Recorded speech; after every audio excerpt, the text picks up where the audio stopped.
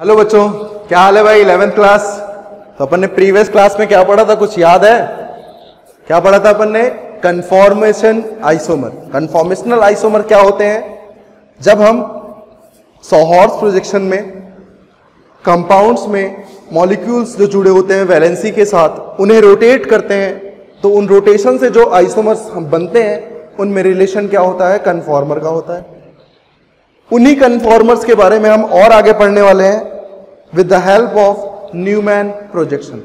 तो हम क्या पढ़ने वाले हैं आज?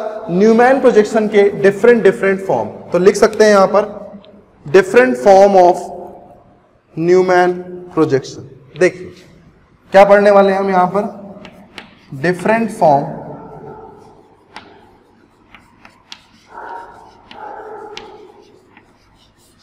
ऑफ न्यूमैन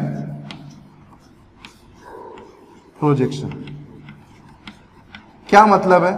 देखिए, मैंने आपको प्रीवियस क्लास में एंड होते हुए एक चीज बताई थी। वो क्या थी कि जब भी हम डिफरेंट फॉर्म की बात कर रहे हैं न्यूमैन की, तो वो ड्रॉ कैसे होते हैं, उनको ड्रॉ करने का तरीका क्या होता है?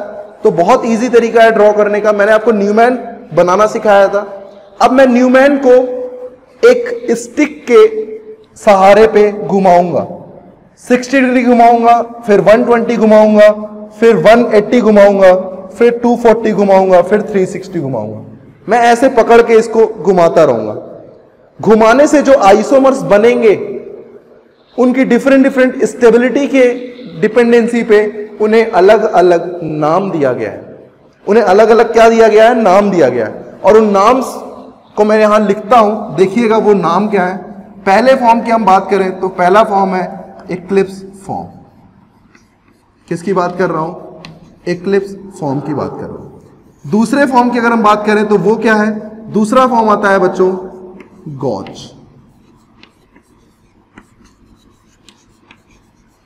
तीसरे की बात करें तो तीसरा फॉर्म आता है पार्शियली इक्लिप्स्ड। पार्शियली इक्लिप्स्ड के बाद हम बात करें तो यहां आता है स्टैगर्ड। क्या आता है? स्टैगर्ड। इन चार फॉर्म्स को हमें को बहुत अच्छे तरीके से सीखना है, क्योंकि इनसे क्वेश्चन नीट में आ चुका है, इनसे क्वेश्चन एम्स में आ चुका है, इनसे क्वेश्चन जेईई मेंस में आ चुका है। तो इसलिए ये इंपॉर्टेंट है हमारे लिए। तो इन चैप्टर्स में हमारे पास जो ये फॉर्म्स हैं ये बहुत इंपॉर्टेंट है। और मैंने आपको हमेशा बता रखा है, चीजें हम इतनी इजी तरीके से पढ़ेंगे कि आपको ये फॉर्म्स अभी देखने में ऐसा लग रहा होगा ये क्या है, लेकिन अगर आप थोड़ी देर ठहरेंगे तो आपको सारी चीजें बहुत इजी तरीके से समझ में आएंगी। और कैसे समझ में आएंगी? ध्यान से देखिए आप यहां पर। जब तक मैं पूरे बोर्ड को भर नहीं दूंगा तब तक आप पेन नहीं उठाएंगे, आपकी नजर सिर्फ और सिर्फ वीडियो पे होगी। क्लियर है? देखिए, मान लीजिए मेरे पास CS3, CS2, CS2 और CS3 ग्रुप आता है। ठीक, मुझसे सबसे पहले कहा गया कि इसे यूज करते हुए आपको बनाना है न्यूमैन फॉर्म। और न्यूमैन फॉर्म में हमें क्या बनाना है? अलग अलग प्रोजेक्शन और अलग अलग फॉर्म्स के बारे में बताना है। ठीक है भाई। न्यूमैन बनाने के लिए सबसे पहला स्टेप हम क्या करते थे? सबसे पहला स्टेप हम करते थे सोहॉर्स बनाते थे। और सोहॉर्स बनाने का सबसे इजी तरीका मैंने आपको बता रखा है। कार्बन ले लीजिए आप, 1-2 कार्बन के अबाउट बनाना है तो 1-2 कार्बन ले लीजिए। और हमें पता है कौन कौन सी वैलेंसी लगी हुई है यहां पर, ये हम देख सकते हैं। हाइड्रोजन 2 है और एक मैथिल है जो इस कार्बन से डायरेक्ट कनेक्टेड है। उसी तरीके से जस्ट बगल वाले में भी सेम कुछ इस तरीके से। ठीक है, अब बात करें अगर मैं इसमें न्यूमैन ड्रॉ करता हूं तो न्यूमैन ड्रॉ करने का मैं तरीका सीख चुका हूं पिछली क्लास में, बहुत अच्छे से बनाना सीख गए थे। क्या होता है? एक नया आदमी आता है और नया आदमी क्या करता है? अपनी निगाहों से इसे देखता है। अपनी निगाहों को नहीं नीचे करता और निगाहें बिल्कुल इसकी सेंटर पे यहां होती हैं, कार्बन्स पे, फ्रंट कार्बन और बैक कार्बन। मैंने आपको बताया कि फ्रंट कार्बन को बनाने का मतलब क्या होता है? एक सर्किल से डिनोट करते हैं और बैक कार्बन को किससे डिनोट करते हैं? सॉरी, फ्रंट कार्बन को किससे डिनोट करते हैं? पॉइंट से डिनोट करते हैं। और बैक कार्बन को किससे डिनोट करते हैं? सर्किल से डिनोट करते हैं। वैलेंसी अगर मैं लिखना चाहूं तो वैलेंसी कुछ इस तरीके से लिख सकता हूं, हाइड्रोजन, हाइड्रोजन और मैथिल। और यहीं पर मैं इसकी वैलेंसी लिख सकता हूं, हाइड्रोजन, हाइड्रोजन और मैथिल। क्या ये न्यूमैन प्रोजेक्शन बन गया? ध्यान से देखिए, क्या ये न्यूमैन प्रोजेक्शन बन गया? बिल्कुल। इसे हम क्या देंगे? Newman projection. ठीक। अब जो न्यूमैन प्रोजेक्शन बना है, एक्चुअल में इसी को हम बोलते हैं, this is the eclipsed form. यही है बच्चों इक्लिप्स्ड फॉर्म। क्या होती है इक्लिप्स्ड फॉर्म? इनका डाइहेड्रल एंगल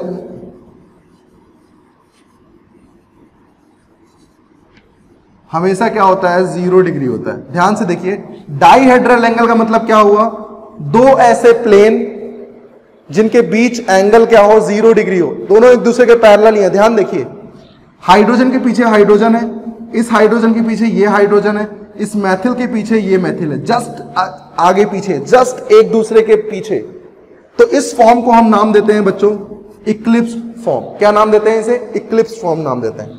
अब मैं आपको दूसरे फॉर्म के बारे में बता रहा हूं, और यह फॉर्म तब बनता है जब 60 डिग्री क्लॉकवाइज रोटेशन,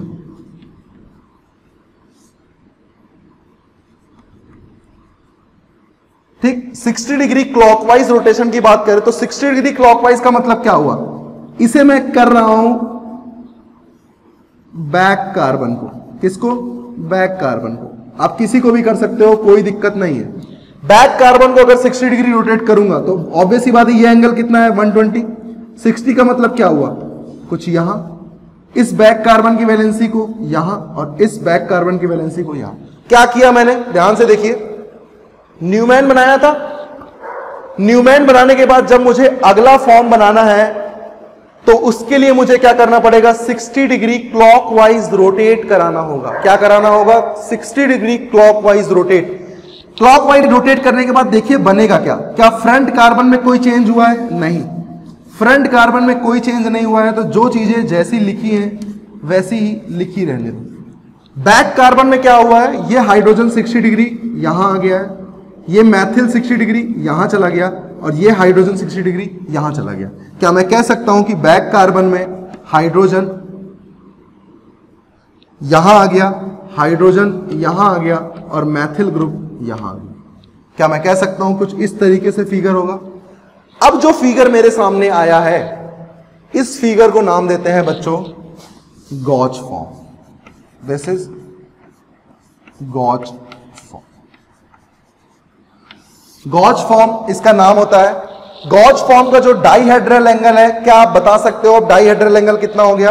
60 डिग्री। कितना हो गया? 60 डिग्री। तो गॉच फॉर्म में क्या होता है? हमेशा ध्यान रखना, गॉच फॉर्म में क्या होगा? जो भी सेम ग्रुप होंगे उनके बीच में क्या होगा? रिपल्शन। उनके बीच में क्या एंगल होगा? 60 डिग्री का। ये सेम भी हो सकते हैं, डिफरेंट भी हो सकते हैं। क्लियर बात समझ में आती है? ठीक है भाई। तो अपन को यह समझ में आया कि इक्लिप्स फॉर्म क्या होती है, अपन को यह समझ में आया गॉच फॉर्म क्या होती है। अब मैं आपको बताने वाला हूं पार्शियली इक्लिप्स। देखिए क्या होता है पार्शियली इक्लिप्स, ध्यान दीजिएगा यहां पर। अब मैं फिर से करने वाला हूं 60 डिग्री क्लॉकवाइज। किसको? बैक कार्बन को ही। अब देखिएगा बैक कार्बन को जब हम 60 डिग्री रोटेट करूंगा तो 60 डिग्री रोटेट करने के बाद वो क्या बनेगा? ध्यान से देखिएगा, पूरी चीज यही ध्यान दीजिए। बैक कार्बन कौन सा है? हाइड्रोजन, हाइड्रोजन और मैथिल ग्रुप। ठीक, इस हाइड्रोजन को अगर मैं फिर से क्लॉकवाइज 60 डिग्री रोटेट करूंगा तो ये मैथिल यहां चला जाएगा, ये हाइड्रोजन यहां चला जाएगा और ये हाइड्रोजन यहां चला जाएगा। यही तो होगा। ग्रुप्स क्या बनेंगे? ग्रुप्स क्या बनेंगे? ध्यान दो।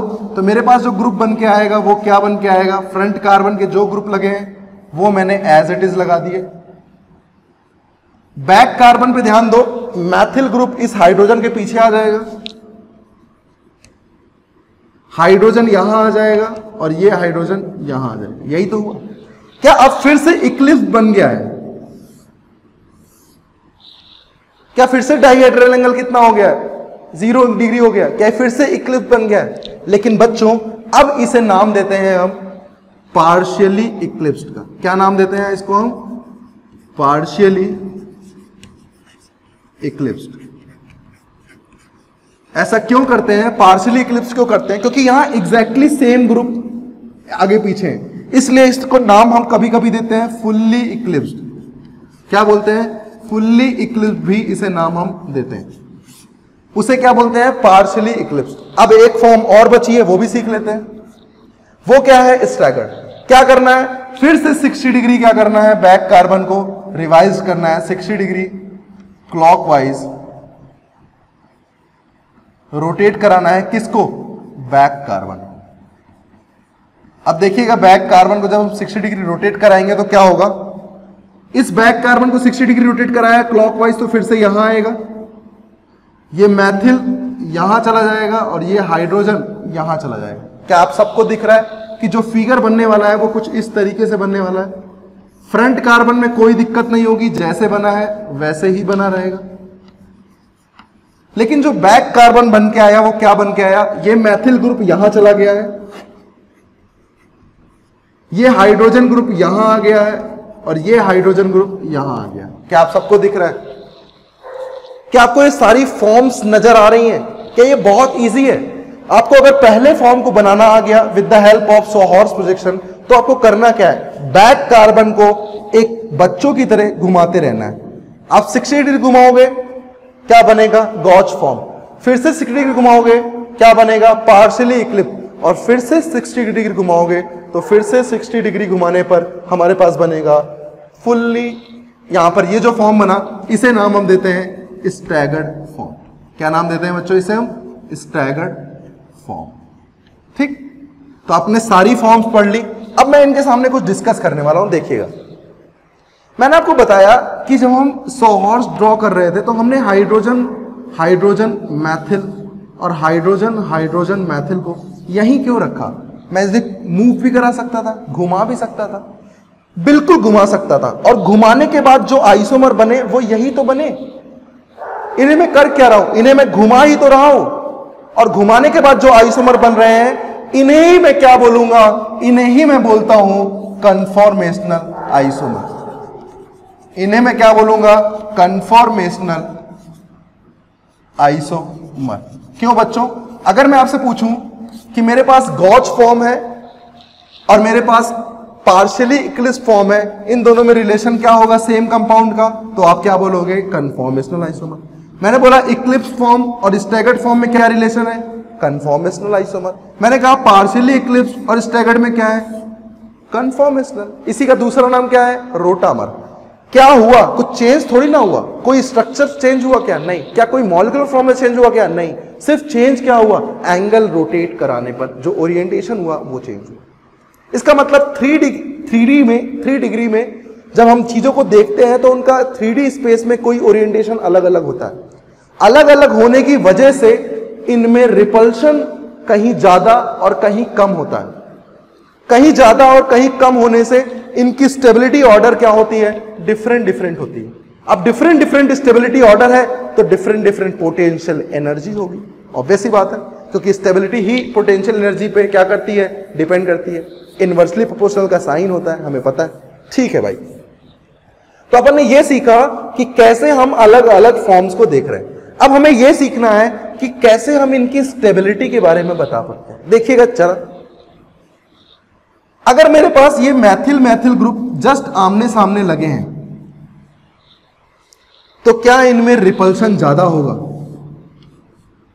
ऑब्वियसली बात, रिपल्शन ज्यादा होगा। जस्ट आगे पीछे रिपल्शन क्या होगा? ज्यादा होगा। जितना ज्यादा रिपल्शन होगा उतना ही कंपाउंड अनस्टेबल होगा। सही बात है। थोड़ी सी एंगल बढ़ा दिया, 60 डिग्री पे कर दिया तो थोड़ा रिपल्शन कम हो गया।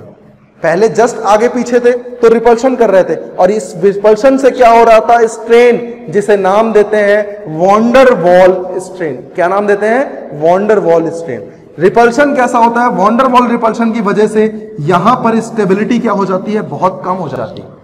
क्यों कम हुई? क्योंकि ग्रुप्स जस्ट आगे पीछे लगे हुए हैं तो इनमें रिपल्शन बहुत ज्यादा होगा। यहां ग्रुप्स थोड़ा सा डिग्री पे लगे हैं, रिपल्शन कम होगा। यहां फिर से आगे पीछे आ गए रिपल्शन होना शुरू हो गया, क्योंकि जस्ट जुड़े जुड़े हैं। यहां पर जस्ट अपोजिट है, ध्यान से देखिए स्टैगर्ड फॉर्म क्यों अपोजिट है, इसे हम एंटी स्टैगर्ड भी बोलते हैं। एंटी का मतलब क्या हुआ, जस्ट अपोजिट, और स्टैगर्ड क्या है, फॉर्म है, तो इसे हम नाम एंटी स्टैगर्ड भी कभी कभी आप देख पाएंगे। तो मैथिल के जस्ट अपोजिट में क्या है, मैथिल। तो बताइए सबसे कम रिपल्शन कहां होगा, एंटी स्टैगर्ड में होगा। सही बात है, सबसे कम रिपल्शन कहां होगा, एंटी स्टैगर्ड में होगा। अब सबसे कम रिपल्शन एंटी स्टैगर्ड में है, तो आप देख लो वहां पर क्या सीन आ रहा है। ठीक, तो अब बताओ अगर मैं यहां पर लिखना चाहूं, क्या ये चीजें आपको समझ में आई कि कैसे मैं यहां पर अलग अलग फॉर्म्स की स्टेबिलिटी को कंपेयर कर रहा हूं? क्या आपको समझ में आया ये चीज? क्यों ऐसा किया? Due to repulsion factor, due to repulsion factor, stability order of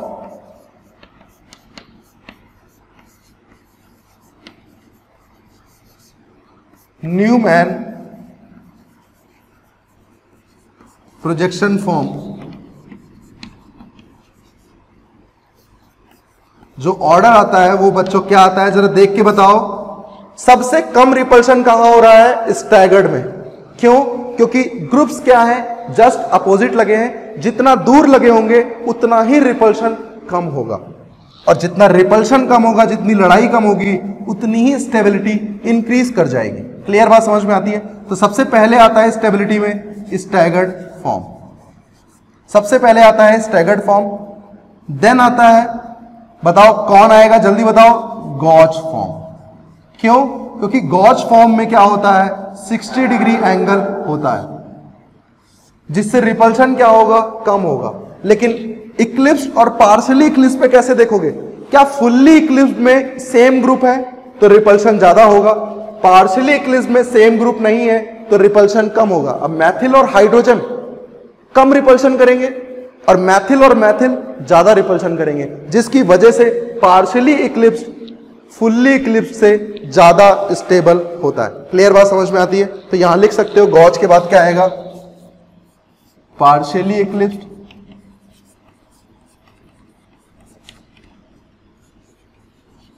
और फिर क्या आएगा बच्चों, फुल्ली इक्लिप्स। चीजें समझ गए हो तो आप नोट भी कर लोगे, ऑब्वियस सी बात है। तो बहुत अच्छे से मैंने आपको समझा दिया कि कैसे रिपल्शन फैक्टर देखना है, कैसे उन फॉर्म्स की स्टेबिलिटी देखनी है, और कैसे मैंने यहां पर चीजें लिखी हैं। जरा इनको नोट डाउन करें तो मैं फिर से एक बार लिखना चाहूंगा, स्टेबिलिटी ऑर्डर और पोटेंशियल एनर्जी ऑर्डर। तो आपको समझ में आया कि अगर मुझे किसी फॉर्म्स में देखना है कि वहां पर कौन ज्यादा स्टेबल है, कौन कम स्टेबल है, तो क्या मैं उन फॉर्म्स को पहचान सकता हूं कि हमारे पास रिपल्शन फैक्टर है। अब रिपल्शन फैक्टर है कहीं पर, तो ऑब्वियसली बात वहां पर क्या होगा, वहां पर स्टेबिलिटी क्या हो जाएगी, कम हो जाएगी। ऑब्वियसली बात है यार, रिपल्शन ज्यादा होगा, स्टेबिलिटी क्या हो जाएगी, कम हो जाएगी। रिपल्शन कम होगा तो स्टेबिलिटी क्या हो जाएगी, अच्छी हो जाएगी। रिपल्शन कम क्यों होगा? क्योंकि वो दूर दूर होंगे तो कम रिपल्शन होगा, पास पास होंगे तो ज्यादा रिपल्शन होगा। सही बात है, यही फंडे हैं, यही तरीका है। तो बहुत इजी है पढ़ाई, बस पढ़ाई करते रहो। क्लियर? देखिए यहां पर मैं एक बार और लिखना चाहता हूं, स्टेबिलिटी ऑर्डर,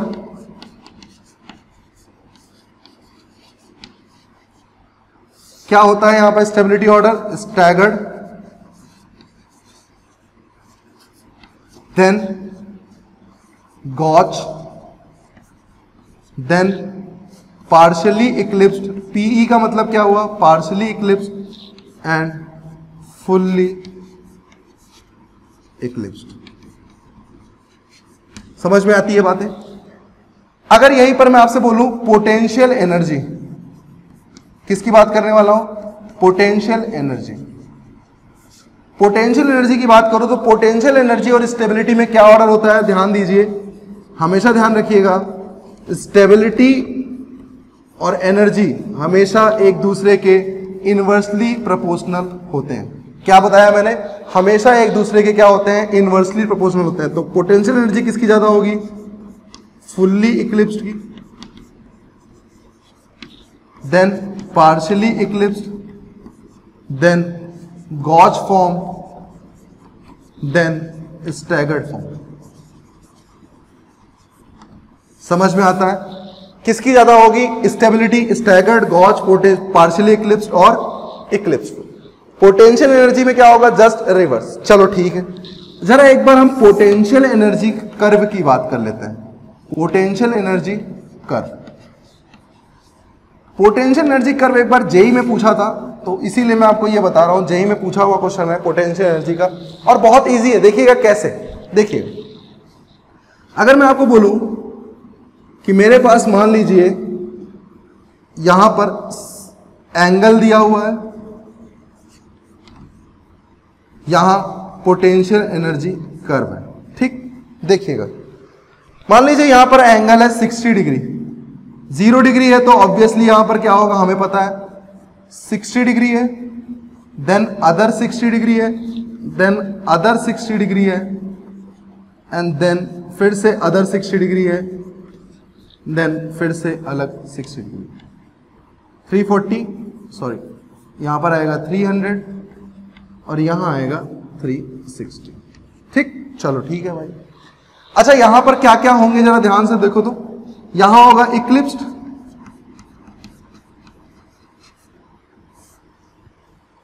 यहां क्या होगा गॉच, पार्शियली इक्लिप्स्ड और स्टैगर्ड। यही तो होंगे, यही होगा, क्योंकि मुझे पता है, सॉरी यहां आएगा पार्शियली इक्लिप्स्ड और यहां आएगा गॉच। कैसे लिखा? सबसे पहले फुल्ली इक्लिप्स्ड, सबसे ज्यादा पोटेंशियल एनर्जी, फिर पार्शियल इक्लिप्स्ड, फिर गॉच, फिर स्टैगर्ड। कैसे लिखा? एग्जैक्टली ऐसे लिखिए। अब बताओ, जब 0 डिग्री पे होगा तो कर्व कहां होगा? इक्लिप्स पे होगा। जब 60 डिग्री पे आएगा तो कर्व क्या हो जाएगा? गॉच पे आ जाएगा। थोड़ा सा यहां बना देते हैं छोटा छोटा। अब 120 आएगा तो फिर से कहां आएगा? पार्शियली इक्लिप्स पे आ जाएगा। 180 पे क्या आ जाएगा? स्टैगर्ड फॉर्म पे आ जाएगा। क्या आप सबको पता है ना? 160 पे गॉच, फिर से 60, फिर से जुड़ गया पार्शियली इक्लिप्स, फिर से 60 स्टैगर्ड, फिर से 60। ध्यान दो, मैं आपको यहां पर एक छोटा सा बना देता हूं। देखिए छोटा सा, देखिए पहले 60, पहले 0 था तो इक्लिप्स फॉर्म, फिर 60 तो क्या हुआ? गॉच, फिर 60 तो क्या हुआ? पार्शियली इक्लिप्स, फिर 60 तो क्या हुआ? स्टैगर्ड, और फिर से 60 करोगे तो फिर से क्या हो जाएगा? Partially eclipsed. फिर से समझ में आया क्या हो जाएगा? Partially eclipsed. फिर से 60 करोगे तो फिर से क्या आएगा? गॉच फॉर्म, और फिर से क्या आएगा? Staggered form. क्लियर है? समझ में आया कैसे किया अपन ने? देखिए, तो कर्व बनाने का तरीका क्या हुआ? बहुत इजी कर्व है।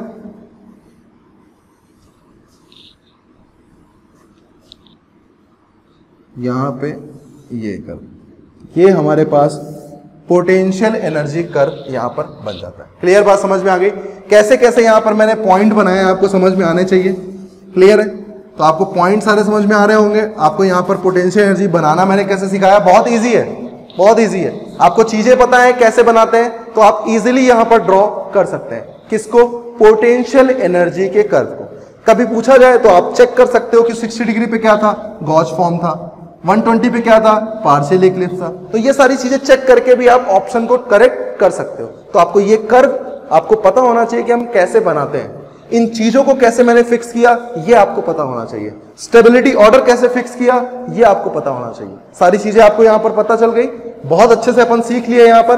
तो बताओ, अगर मुझसे कभी भी कोई पूछे कि यहां पर अलग अलग फॉर्म्स में स्टेबिलिटी ऑर्डर बतानी है या अलग अलग फॉर्म बनाना है, तो क्या मैं बना सकता हूं? बिल्कुल बना सकता हूं। तो चलिए अब इसी में क्वेश्चन अपन और अच्छे अच्छे करते हैं जो पूछे गए हैं एग्जाम्स में। क्या है क्वेश्चन, जरा ध्यान दें। आपसे पूछा जा सकता है कि एक गिवन कंपाउंड है, उस गिवन कंपाउंड का सबसे स्टेबल फॉर्म करें, सबसे स्टेबल फॉर्म ड्रॉ करें। तब आप क्या करेंगे? आपको ड्रॉ करना आना चाहिए। आपको यह पता होना चाहिए कि कौन स्टेबल फॉर्म है और कौन लेस स्टेबल फॉर्म है। जैसे देखिए, मेरा क्वेश्चन था यहीं पर कि मान लीजिए मेरे पास CH होता, CH3 होता, CH3 होता, CH होता, CH3 होता और CH3 होता। क्लियर? मुझसे पूछा गया कि यहां पर कार्बन 2 एंड 3 के अबाउट मोस्ट स्टेबल फॉर्म, क्या पूछा गया? मोस्ट स्टेबल फॉर्म के बारे में पूछा गया।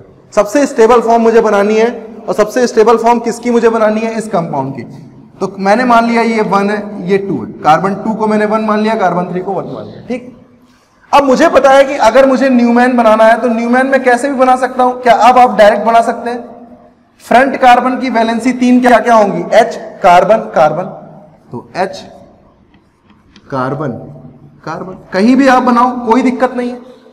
बैक कार्बन की वैलेंसी क्या क्या हो सकती है? कार्बन कार्बन और H, कहीं भी बनाओ, कहीं भी बनाओ, कुछ भी लिखो, कोई दिक्कत नहीं।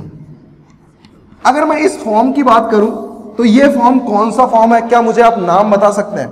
अभी मैंने पढ़ा है, अभी अपन ने पूरी चीजें पढ़ी है, तो मुझे बताओ ये फॉर्म कौन सा है? बेटा जब जस्ट जुड़े जुड़े होते हैं, इनका डाइहेड्रल एंगल क्या होता है? 0 डिग्री। तो ये फॉर्म कौन सा होता है? इक्लिप्स।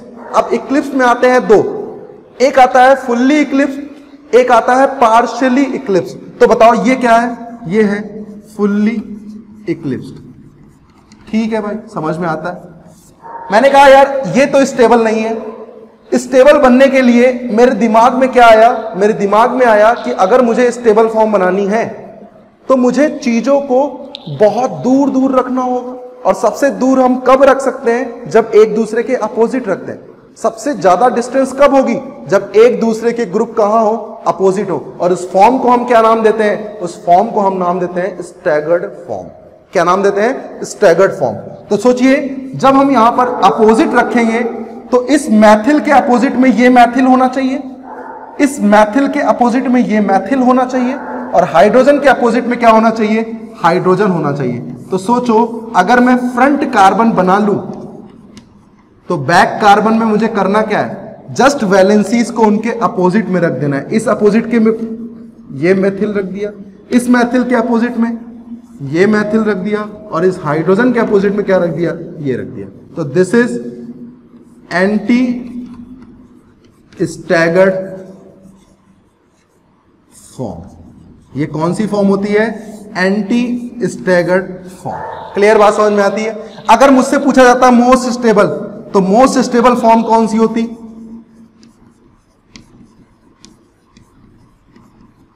एंटी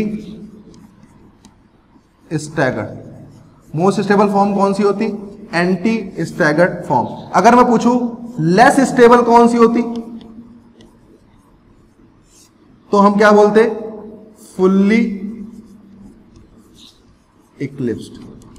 क्यों ऐसा हुआ? क्योंकि फुल्ली इक्लिप्स्ड में रिपल्शन फैक्टर बहुत ज्यादा होता, और पार्शियली इक्लिप्स्ड में रिपल्शन फैक्टर इससे थोड़ा कम होता। लेकिन एंटी स्टैगर्ड की बात करें तो यहां रिपल्शन सबसे कम होगा, क्योंकि मैथिल के अपोजिट में मैथिल ग्रुप है, और इस मैथिल के अपोजिट में ये मैथिल ग्रुप है। क्लियर बात समझ में आती है आपको? चलिए एक क्वेश्चन और करते हैं, इसी से रिलेटेड है, और आपसे पूछा गया है कि बताओ most stable form of given compound. सबसे ज्यादा स्टेबल फॉर्म बतानी है आपको गिवन कंपाउंड की, और गिवन कंपाउंड आपके सामने है ये। देखिए मेरे पास है CH3, CH2, CH2 ethyl group, और यहां मैंने एक और ग्रुप लगा दिया, मान लीजिए मैथिल ग्रुप। ठीक, मान लीजिए यहां ये लगा दिया। ठीक है भाई। अब मुझसे पूछा गया कि इस कार्बन और इस कार्बन के about draw the most stable form, draw the most stable form. अब देखो कैसे निकालते हैं, बहुत इजी है। अब बहुत शॉर्ट ट्रिक बताने वाला हूं, क्योंकि तरीका हमें पता है कैसे निकालते हैं। लेकिन हमें एक बार अच्छा तरीका पता होना चाहिए। जैसे देखो ये कार्बन है और ये कार्बन है, इसकी 3 वैलेंसी सबसे पहले बना लो, क्योंकि अगर सोहॉर्स बनाना है तो सोहॉर्स से भी कर सकते हो, डायरेक्ट न्यूमैन से करते हैं, ठीक है, सोहॉर्स से नहीं करते, डायरेक्ट न्यूमैन बनाते हैं, क्योंकि अब उनको पता है कैसे बनाते हैं। फ्रंट कार्बन को पॉइंट से, बैक कार्बन को सर्किल। फ्रंट कार्बन की 3 वैलेंसी देखो कौन कौन सी है, मैथिल, मैथिल, हाइड्रोजन। इसे मैंने फ्रंट नाम दे दिया, इसे मैंने बैक नाम दे दिया। फ्रंट की क्या क्या है, मैथिल, मैथिल, हाइड्रोजन। कहीं भी बनाओ, किसी के आगे पीछे बनाओ, कोई दिक्कत नहीं। एक बार बनाने के बाद आप देख सकते हो किसको अपोजिट रखना है, किसको अपोजिट नहीं रखना है। तो एक बार आप रैंडमली बना लो जैसा बन रहा है, फिर आप देखोगे किसको किसके अपोजिट रखूं कि रिपल्शन कम से कम हो। देखिए बैक कार्बन पे वैलेंसी जस्ट पीछे पीछे बना दिया मैंने इक्लिप्स फॉर्म में, तो हाइड्रोजन, हाइड्रोजन, एथिल कहीं भी रख दो, सही बात है। क्या इक्लिप्स फॉर्म अनस्टेबल फॉर्म होती है, क्योंकि रिपल्शन फैक्टर क्या होगा, ज्यादा होगा। एंटी स्टैगर्ड क्या होती है, अच्छी फॉर्म होती है, क्योंकि रिपल्शन फैक्टर क्या होता है, कम होता है। ठीक है भाई। अच्छा बताओ, अगर मैं एंटी स्टैगर्ड फॉर्म की बात करूं तो मुझे बैक कार्बन पे चीजें मूव करनी पड़ेंगी और चीजें अपोजिट लगानी पड़ेंगी, सही बात है। अगर मैं इसके अपोजिट लगाता हूं एथिल ग्रुप को, तो क्या मेरे पास, क्योंकि रिपल्शन फैक्टर इन्हीं के बीच है, तो क्या मेरे पास ये बन जाएगा, मैथिल, मैथिल और हाइड्रोजन तो है ही। एंटी फॉर्म बनाना है तो एथिल इधर रख दो, तो हाइड्रोजन यहां आ जाएगा और ये हाइड्रोजन यहां चला जाएगा। इसका मतलब अगर मुझे ऐसा बनाना होता तो मैं क्या करता, 60 डिग्री क्लॉकवाइज रोटेट करा देता, और ये फॉर्म जो होगा यही फॉर्म होगा मोस्ट स्टेबल फॉर्म। समझ में आया कैसे बनाया अपन ने? ये क्लियर हुई बात? सारी बात क्लियर हो रही कि नहीं हो रही है? तो इस तरीके से हम स्टेबल फॉर्म भी बना सकते हैं। क्लियर है कैसे अपन स्टेबल फॉर्म ड्रॉ कर रहे हैं? क्या समझ में आ गया भाई? तो हमें क्या बनाना होता है, सिर्फ और सिर्फ स्टैगर्ड फॉर्म। अगर स्टैगर्ड फॉर्म बनाना आ गया तो हमसे फिर गलती भी नहीं होगी। क्लियर बात समझ में आती है? चल अब देखो एक और चीज बता देता हूं मैं यहां पर तुम्हें। मान लो मेरे पास एक क्वेश्चन है और मुझसे कहा जाए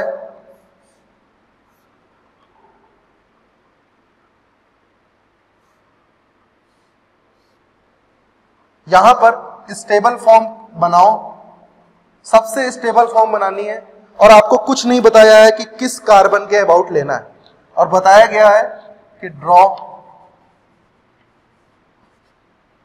मोस्ट स्टेबल फॉर्म,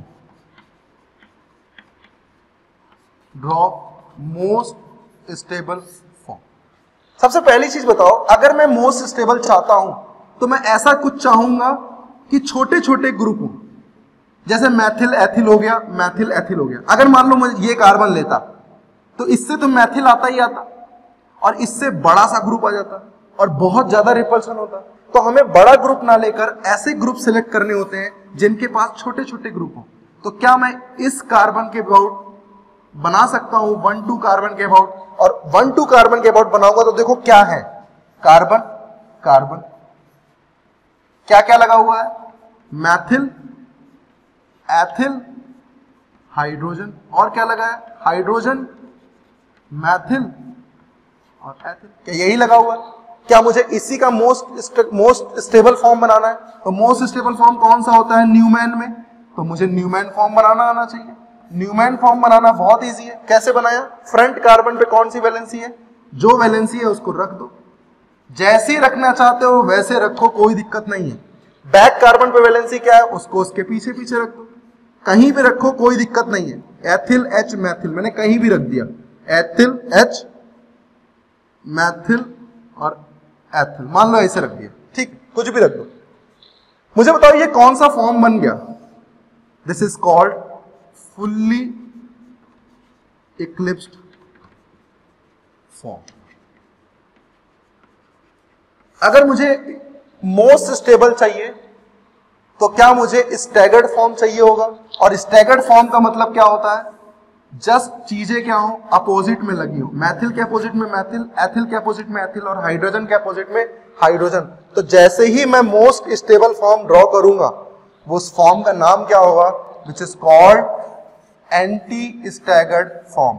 क्या किया, हाइड्रोजन था, मैथिल था, एथिल था, एथिल के पीछे एथिल रख दिया, मैथिल के पीछे मैथिल रख दिया और हाइड्रोजन के पीछे हाइड्रोजन रख दिया, स्टेबल फॉर्म बन गया। इस फॉर्म का नाम है स्टैगर्ड फॉर्म और दिस इज योर आंसर। तो आपके सामने बहुत इजी है यार, अगर स्टैगर्ड फॉर्म बोलता है, स्टेबल फॉर्म बोलता है, तो आप सोचो कि यार अब मैं इसमें स्टेबल कैसे बना सकता हूं। अगर मैं यहां कहीं ग्रुप रखूंगा तो रिपल्सन बहुत ज्यादा होगा। इसको एक काम करता हूं, इसको मैं अपोजिट रख देता हूं, इसको मैं इसके अपोजिट रख देता हूं और इसको मैं इसके अपोजिट रख देता हूं। अपोजिट रखने से डिस्टेंस क्या हुई, ज्यादा हो गई, रिपल्सन क्या हो गया, कम हो गया, अपना काम हो गया। क्लियर बात समझ में आती है? तो इस तरीके से क्वेश्चन वहां पर पूछा जा सकता है। क्लियर बात समझ में आ रही है? चलो नोट कर लो इसे, इस क्वेश्चन को नोट कर लो और नेक्स्ट क्लास में आज अपन यहीं तक पढ़ेंगे। नेक्स्ट क्लास में अपन पढ़ने वाले हैं इसी के कुछ और फॉर्म्स, कि कैसे न्यूमैन फॉर्म में और क्या कंडीशंस आती हैं और क्या कंडीशंस बनती हैं, उन कंडीशंस के बारे में हम पढ़ेंगे। क्लियर है? नोट कर ले बच्चों और मिलते हैं अपन नेक्स्ट क्लास में। Okay, bye bye.